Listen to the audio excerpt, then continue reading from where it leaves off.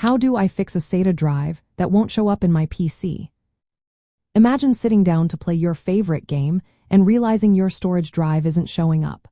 That can be frustrating, especially when you're eager to jump into the action. If your SATA drive isn't appearing in your computer, don't worry. There are simple steps you can take to get it back in action. First, turn off your PC and unplug it from the power source. Open up the case carefully and check that the SATA data cable is securely connected to both the drive and the motherboard. Sometimes, a loose cable is all it takes to cause detection issues. Also, examine the SATA power cable from your power supply unit and make sure it's plugged in tightly. If you have a spare SATA data cable, swap it out to rule out a faulty cable.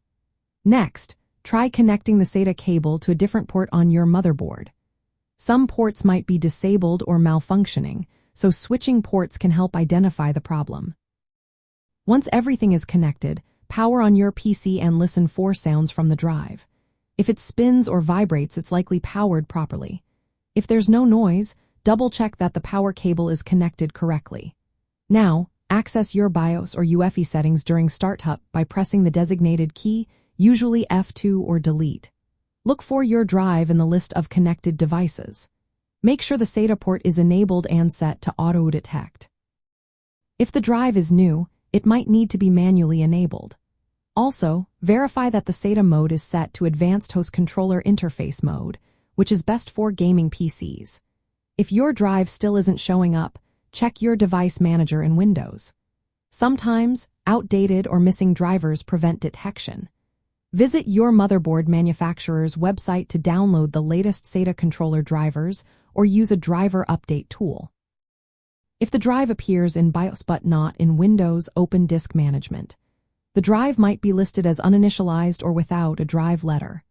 Right-click on it to initialize the disk, create a new partition, and format it with the NTFS file system.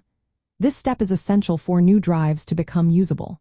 To rule out a faulty drive, connect it to another computer or use a SATA to USB adapter. If it still isn't detected, the drive may need replacing.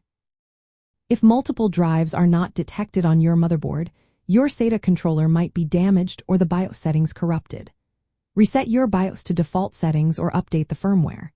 Sometimes, a motherboard repair or replacement is necessary. For gamers, a drive that won't show up can cause issues with game installs and load times.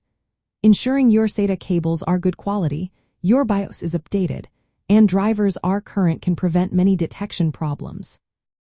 If your drive is old or shows signs of failure, upgrading to a faster solid-state drive or NVMe drive can boost gaming performance and resolve detection issues at the same time.